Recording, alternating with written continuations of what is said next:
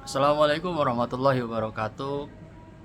Bertemu kembali kepada saya Muhammad Mirza Rafaraza. Kali ini saya berkesempatan untuk mengulas buku selanjutnya, yaitu buku dari karya Profesor Dr. Syahiron Samsudin, ya, yang berjudul Hermeneutika dan Pengembangan Ulumul Quran. Di mana buku ini menjadi sangat penting untuk diulas, terutama bagi kita para penggiat kajian-kajian tafsir di Indonesia dan kajian-kajian ulumul Quran tentunya, dalam merambah khazanah keilmuan keislaman yang tentunya akan membantu kita menemukan jawaban-jawaban yang terbarukan. Ya, kita harus melihat bahwasannya dialektika tradisi dan modernitas dalam studi Al-Quran itu adalah sebuah keniscayaan, di mana studi keilmuan Islam kontemporer ya dihadapkan pada tantangan besar berupa perkembangan zaman yang membawa serta metode, paradigma dan pendekatan baru dalam memahami teks-teks keagamaan, khususnya juga berlaku di Al-Quran itu sendiri. Buku Hermeneutika dan Pengembangan Ulumul Quran karya Profesor Dr. Syahiron Samsudin ini hadir sebagai upaya serius untuk merespon tantangan ini melalui pengenalan dan pengembangan pendekatan hermeneutika dalam studi tafsir dan ulumul Quran. Dengan pendekatan yang kritis reflektif, penulis tidak hanya menyajikan telaah historis atas ilmu-ilmu Al-Quran klasik, tapi juga mendialogkannya dengan pendekatan hermeneutik modern yang berkembang di Barat, di mana tujuan besarnya adalah membuka cakrawala baru dalam pengembangan metodologi pemahaman Al-Quran tanpa kehilangan akar tradisi intelektual Islam.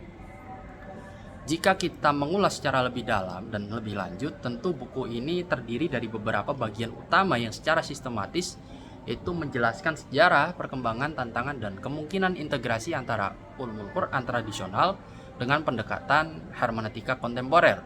Ya, yang pertama adalah menggugat stagnatisasi atau menggugat stagnasi ilmu-ilmu Al-Quran.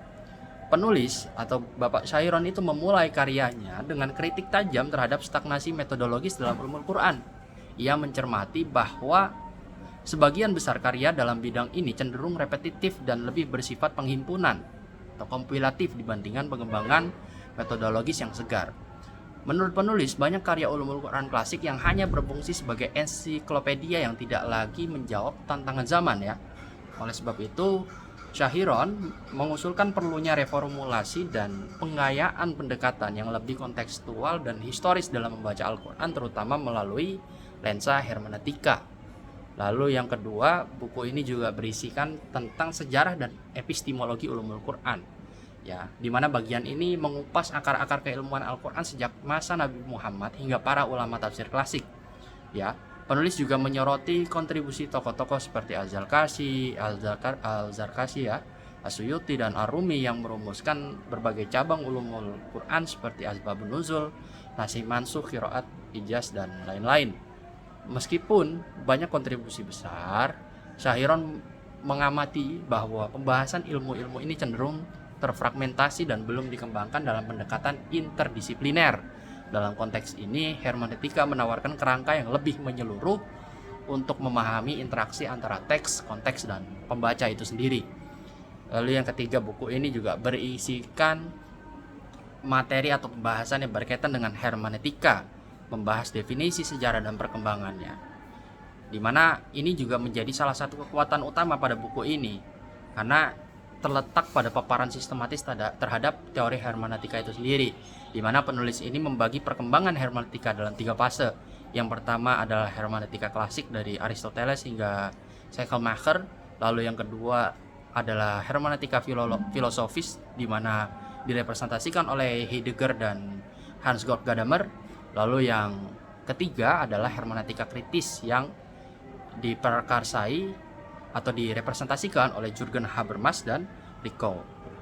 Nah, masing-masing fase menjelaskan pergeseran paradigma dalam memahami teks dari sekedar teknik penafsiran menuju kesadaran ontologis dan praksis. Syahiron selaku penulis secara cerdas memetakan konsep-konsep penting dalam pra-pemahaman atau pre-understanding dan jarak historis, historical distance, dan lingkaran hermeneutik atau hermeneutic circle dan efek teks, yaitu untuk menunjukkan betapa dinamisnya proses interpretasi teks. Lalu yang keempat, buku ini juga memuat dialektika tafsir klasik dan hermeneutika yang kontemporer. Di bagian ini, penulis mencoba mempertemukan dua tradisi intelektual yang tampaknya berseberangan, tafsir klasik Islam dan hermeneutika modern. Ia menyoroti bahwa meskipun para mufasir klasik tidak menggunakan istilah hermeneutika, namun sesungguhnya mereka telah menerapkan prinsip-prinsip dasar hermeneutika, seperti kontekstualisasi teks, analisis linguistik, dan pemahaman historis. Penulis juga mengambil contoh dari tafsir At-Tabari, Ar-Razi, dan Al-Qurtubi hingga Ibnu Asyur yang menunjukkan kesadaran kritis terhadap teks dan makna. Namun demikian ia tetap menggarisbawahi adanya kekakuan metodologis dalam tradisi tafsir pasca klasik yang lebih normatif daripada analitik. Lalu yang kelima, buku ini memuat hermeneutika sebagai metodologi tafsir Al-Quran, di mana penulis juga kemudian mengusulkan kerangka kerja hermeneutik sebagai pendekatan baru dalam wacana kajian Al-Quran, di mana pendekatan ini menekankan pentingnya pada memahami konteks pewahyuan, socio-historical background, lalu menganalisis bahasa dan struktur teks, yaitu linguistic rhetorical analysis, lalu mengakui peran subjektivitas membaca, yaitu reader's standpoint, dan menyadari dinamika relasi antara teks dan pembaca masa kini, text-reader interaction. Bagi penulis, pendekatan ini bukan berarti sekularisasi makna wahyu, nah, ini yang penting, tapi justru usaha untuk menjadikan Al-Quran tetap relevan dan kontekstual di berbagai ruang dan waktu. Tafsir bukan hanya kegiatan keilmuan, tetapi juga praksis sosial dan kultural. Nah, lalu yang keenam, kritik terhadap pendekatan orientalis dan respon Islam, di mana penulis Bapak Profesor Dr. Syahirun Samsudin menyampaikan kritik terhadap pendekatan ekstrim dan sebagian sarjana barat orientalis yang memandangkan Al-Quran semata-mata sebagai produk sejarah. Ia menyebut bahwa pendekatan filologis murni yang memutus Al-Quran dari dimensi ilahiyahnya bersifat reduksionis. Namun penulis juga menyayangkan sikap defensif sebagian intelektual muslim yang menolak semua pendekatan baru tanpa melakukan penilaian kritis. Ia menyuruhkan jalan tengah yang proporsional, menerima pendekatan hermeneutika sejauh dapat memperkaya pemahaman terhadap teks tanpa mengabaikan keimanannya sebagai wahyu.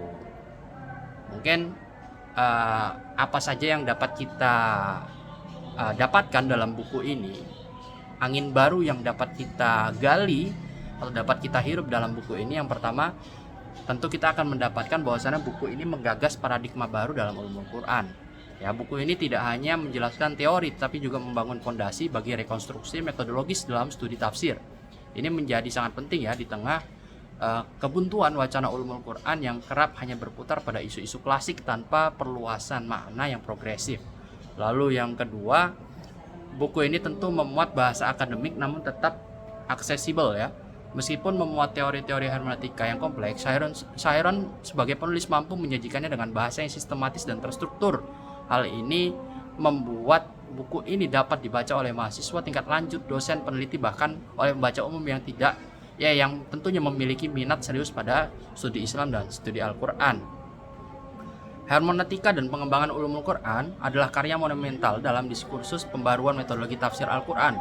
Nah, Prof. Syahirun Samsudin berhasil menunjukkan bahwa pendekatan hermeneutika bukanlah ancaman bagi ortodoks Islam, tetapi peluang untuk memperkaya dan merevitalisasi pemahaman terhadap kitab suci. Melalui dialog antara tradisi tafsir dan teori hermeneutika modern, buku ini menyodorkan kerangka tafsir yang lebih reflektif, responsif, dan kontekstual di tengah kebutuhan umat Islam akan pembacaan Al-Quran yang relevan dan solutif. Ya, di mana buku ini menjadi pijakan akademik yang sangat penting. Mungkin itu saja yang dapat kita ulas dan kita bahas pada kesempatan sore kali ini. Seperti yang sudah kita dengar bersama, kebetulan sudah azan maghrib. Selamat berbuka puasa bagi kita semua umat Islam Indonesia yang di daerah Jakarta dan sekitarnya. Kurang lebihnya mohon maaf apabila terdapat kata-kata yang salah. Wallahul muwaffiq ila aqwamit thoriq. Wallahu a'lam bishawab. Assalamualaikum warahmatullahi wabarakatuh.